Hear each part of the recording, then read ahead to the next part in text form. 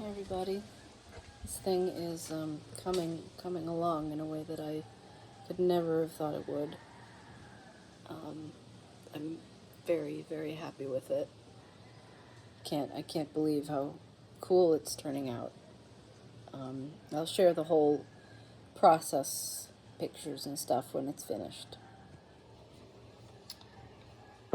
So I've been working on this piece for I think 5 days now, and I'm totally obsessed with it. I can't believe how interestingly everything's turning out. And it's the biggest piece I've ever done. I'm working on this section right now, right here. And it's just, it's all imaginary stuff. So it's really fun. I wish I had done a time lapse of the whole thing, but like I said, time lapsing is hard for me because I feel like there's something looking over my shoulder. So that's what I've been doing for the last, just obsessively, and I got an easel so I can paint without hurting myself. I've been straining my back a lot, and it's just been a pain in the ass. But getting an easel has really helped me to feel comfortable painting, and I really feel like a painter, if that makes sense.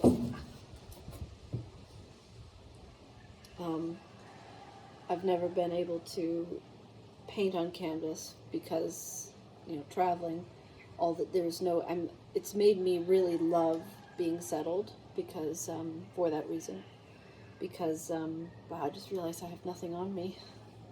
Ugh, I feel naked. It makes me really appreciate being settled because, being settled means that I can paint, and I can do these things that require being in one place. It was strange feeling the other day because I actually felt really guilty for getting this easel. And art supplies here are very inexpensive. They're not expensive at all. That's one of the reasons why I didn't get art supplies, and I didn't get anything back then because I couldn't afford it, like I said. So I'm just really so happy, and it makes me so happy. It's so thrilling and exciting and fun, and it just I completely lose track of time and go into my own little world when I'm working on it. There's nothing more I really want to be doing anymore.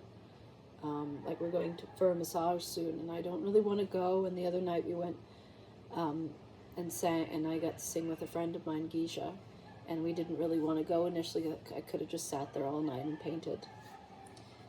Which brings me to what I wanted to talk about a little is the other night we went over to this restaurant and to see some people that we've not seen in months. We've not seen actually since we moved here, and it was really interesting. I thought we would just see Geisha. Geisha's a really amazing young soprano singer who can improvise with her very beautiful soprano voice, similarly to how I do.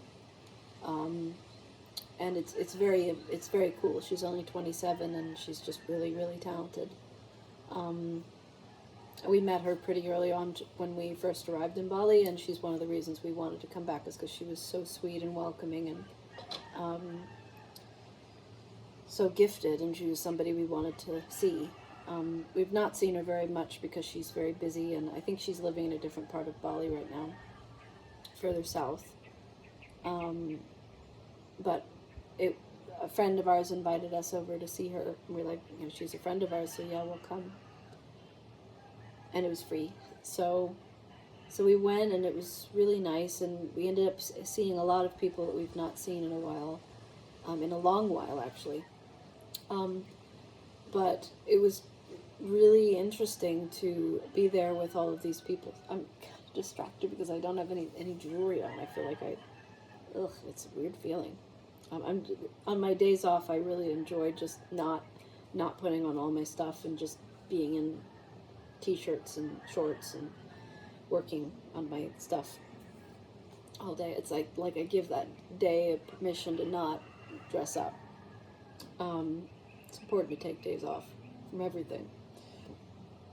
It's a hard lesson learned, especially as an independent creative person, because you can tend to just go and go and go and go and go and never give yourself a break. It's important. So, anywho, going to this gathering, it was really nice to hear Geisha sing, and it's always lovely to hear her sing. She's one of the only people I actually enjoy listening to her singing, because I'm very picky. But she ended up inviting me to sing with her during the jam section, and of course I should have assumed that would have happened, but I hadn't thought about it, and she was wanting Thoth to come up and sing, and she just assumed we had our violins and all of that, and we didn't have anything. We weren't prepared or thinking we were going to perform at all. We were just going to support her and see her, and see some people that we knew. And so, because she invited me to sing, I said yes, because I can't turn down that opportunity, because I don't get to perform for people in the same way anymore. So when the opportunity arises, it excites me, and I want to share my gifts. And I love singing with her. It's fun to sing with her, because she's sensitive, and the musicians with her are very sensitive. So I did, and it was beautiful, and I'll share it on the channel. And my voice is not, unfortunately, my voice is still not back 100%, which feels weird. It's been over 2 months now since I've been ill, and it shows me how bad the illness was, that my high notes, like when I go up into my high register, it's not working still. And it was really frustrating as I was trying to get up to those notes, which come to me so naturally when I sing, and they weren't coming out, and it made me feel stupid, and it made me feel like I wasn't singing well, and I usually I'm very non-judgmental of my singing. I have total confidence with my singing, but my high voice, like when I'm able to get up into those really high registers, I'll, it's so beautiful, and I feel so good doing it, that when I can't do it, it makes me feel really bad. But I have to remind myself that part of my voice is the last thing to come back. It's always the last thing to come back. And it's the very last thing is my super high notes. But that is a struggle of being a singer. The voice takes, especially if you're have a high instrument, it's hard for that part to come back. It's very sensitive, and it's slow to return. And it's always been the case for me. And it would be devastating when I was younger, because when I did it for a living, it was really just horrifying when I would try to sing and it wouldn't come out, and I would just be like, oh my God, what am I going to do? And I'd push myself and overwork myself and go too hard, and I'd make myself even sicker. Like in 2020, I had COVID. I had COVID probably before it hit San Francisco, and I was ill for a month, and I couldn't make a sound, and I kept trying to go out every weekend and sing with Thoth, and I couldn't, and I'd go away crying because I was just so devastated that my voice wasn't working. Until somebody said, like one of the nurses who was there said, if you feel better, give yourself 2 or 3 more days. I'm still gunky too. But it was, anyway, singing with Geisha was really, really nice. And it was nice, even though my voice wasn't working so well. And later I asked Thoth, I said, could you tell that my voice was not well? And he said, no, you sounded beautiful. I could tell, when you were going up and it wasn't coming out, but, nobody notices you sound beautiful. So that was that, and we went home, and we ended up getting home around 9 o'clock, and 9 o'clock is our bedtime now, and because I get up at 6, and I really like to get up and seize the day and be able to get my run finished, and Thoth does his walk and his playing. I practice and do a talk and have a smoothie before 9:30, and I don't feel good if I've gotten up later. And I can't really get up late anymore, even if I try. So that night, I was very overstimulated from having sung like an hour before when I was supposed to actually be asleep. And I knew that I would be affected by that. I knew that it would affect me and keep me awake. But I was awake for like hours. I probably didn't fall asleep until midnight, but I got up around 6:30 anyway, because that's just what I do. And I thought about it as the day went on, and I really had this interesting realization that I don't want to do that anymore. I don't really enjoy singing and performing at night. And it reminded me of when we lived in San Francisco for those 2 years of the pandemic, and we were going out every day from 5 to 7, or even 6 to 8, and it would be freezing cold and dark. And it was amazing. A lot of people saw us do that and had really beautiful experiences of us. We met one of our dearest friends, Nate, who's an amazing performer under the name Waterstrider, if you want to look him up. We met him he saw us play in the dark tunnel at night with the lights on us and cried. And so we had some amazing experiences, but my memory of it from that experience of singing with Geisha and staying up all night reminded me of how hard that was for me. It was really, because back then I was getting up really early because we were very settled and living at John's house. And I really didn't like, it was really hard for me to have to wait all day long to reserve my energy and not eat too much so I wouldn't be full and exhausted, and wait until 5 o'clock in order to actually get to perform when the day is over and the sun is setting.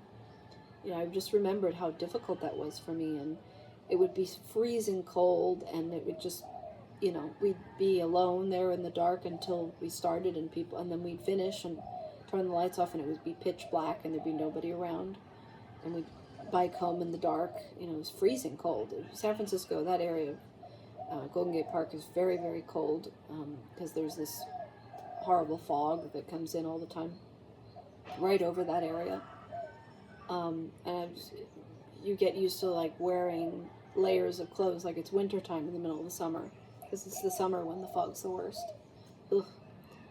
So that was a really difficult time for me, actually, because we'd have to bike out there and prepare to play. And it was amazing also. We had really amazing experiences and made a lot of money and had made a lot of fans and had some of the most amazing experiences getting to perform, like having a public venue that we used to perform in for years during the pandemic, like when we really needed somewhere to play and a way to make a living, right down the street from where we were living. It was incredible. But then we'd come home, and it would, we wouldn't be home until 8 o'clock or something, and then we'd be eating at 9. And then I remember John would come down and like want to have a party with us, because he was a late nighter. I mean, he would stay up until 2, 3, 4 in the morning. And I wanted to go to bed early. I wasn't interested in partying or having anything. I just wanted to eat and go and take a bath and go to bed, and that's what I would do. And John would come, and people would come to the house, and we'd all like have big dinner together and bring food down, and it was fun, but it would be really overstimulating, like what happened to me singing with Geisha. I got really overstimulated, and I was reminded of that experience. And I would like pull myself away from all of this partying shit after I'd just played, get in the bath and try to calm down so I could actually go to sleep. And it took a lot of effort to actually be able to get to bed at a decent time. And there was actually one time when John was high as a kite, had taken LSD with his girlfriend Wendy, and they just happened to be biking through the park and stopped and saw us at a certain time when they were very high. And he saw us play. I think he saw us play there probably for the first time. But because he was high, he actually was able to see us and appreciate what we were doing, which he was usually kind of dismissive and critical, and that's kind of the way he is. And just not really acknowledging what we were doing. Whereas when he came home that night after we'd played and I'd eaten dinner and it was really late, he sat us down and he said, "That was so incredible. I'm so proud of you guys. I'm so happy to have you here in my home, and I feel honored to blah, blah, blah." And he'd never said anything like that before to us. But it was really late, and I was like, "Sorry, I need to take a bath, and I need to get ready for bed." And I said, "We'll talk more about this in the morning." And Thoughts turned to me and he said, "John's not going to be like this in the morning. You'll see. This is the opportunity you have."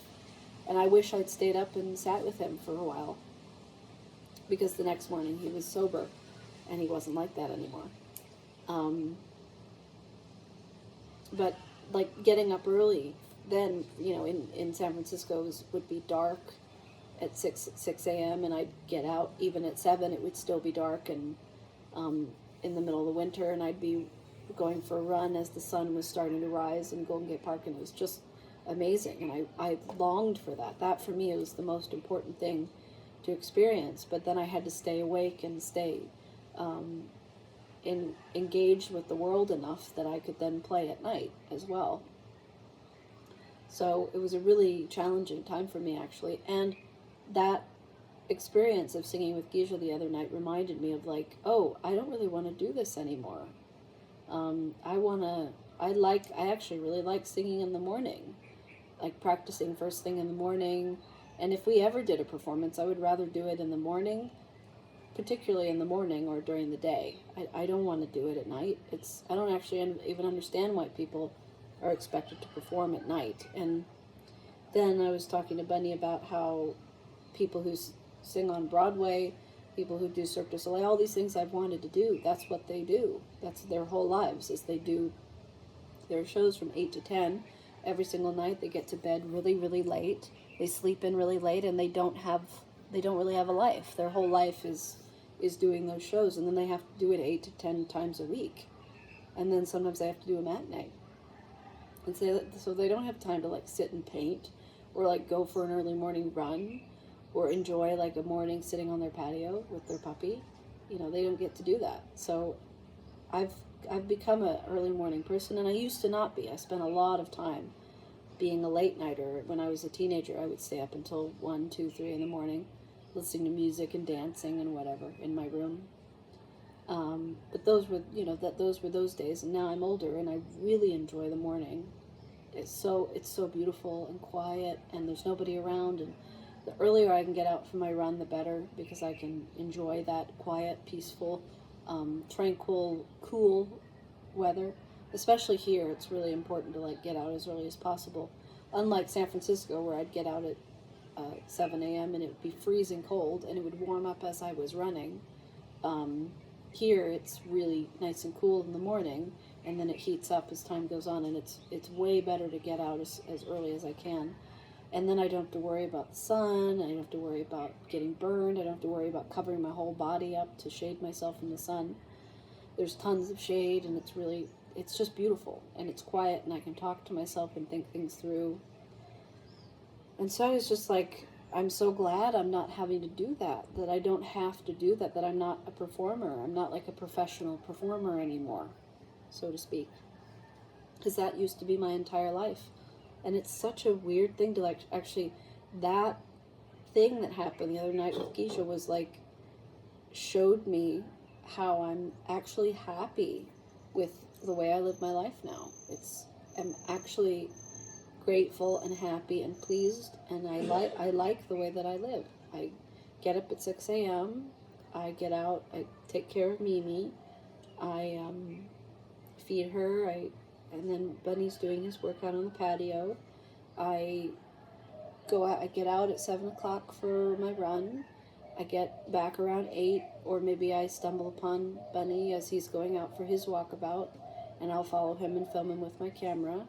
I'll come home, and I'll play with Mimi a little on the patio, and then I'll shower, and then I'll do a talk if it's a day for that, and then I'll practice if it's a day for that, and I'll film everything, and then I'll edit and post videos, and then I'll sit down to write my journal or paint, and I'll eat at home and make smoothies and oatmeal and whatever, and then take a nap with Bunny around like 1 or 2 o'clock, and then go out to a nice dinner together. And it's a simple life, but it really is so enjoyable, and it's all about that early morning enjoyment. And then, like, I could be painting by 9 o'clock if I want to, 9 or 10 o'clock, and I've done everything, and I've got, both of us will get all of our things done like first thing in the morning, all the hardest things, practicing and exercising and all that, and then we get to just chill out and enjoy ourselves the rest of the day. And there's nothing more we have to do, and I really enjoy that. I don't like the late night stuff. And I feel for Geisha and these musicians who, what they have to do. That's their livelihood, is they have to go out at night and do these shows and be out really late. But that's what they do. That's their life. And Geisha was even saying to one of the other musicians, like, let's go out to eat after this. And they were going to be finished around 10 o'clock. So it's just interesting to realize how my life has changed, and everything has changed. And that it's taken me, the last 2 years or so to really embrace that change and living a more solitary, quiet, homey life that doesn't involve performing and making money that way, that it involves being creative and doing my own thing and having a homey, cozy life with Bunny. And I'm very happy to have that.